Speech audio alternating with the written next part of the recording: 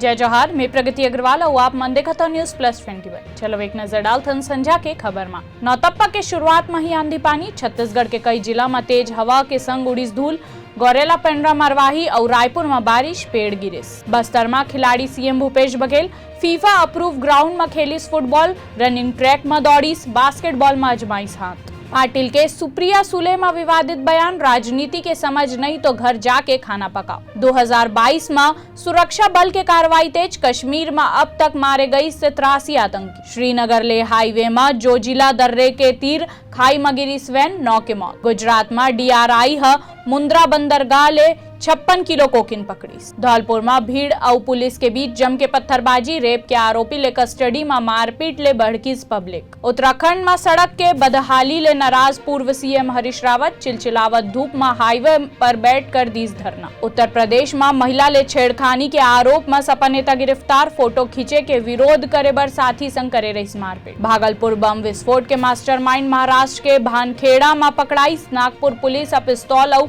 कारतूस के संग करीस गिरफ्तार। ऐसने ही तमाम जानकारी बर देखत रहो न्यूज प्लस 21 आप मन के हक के बाद।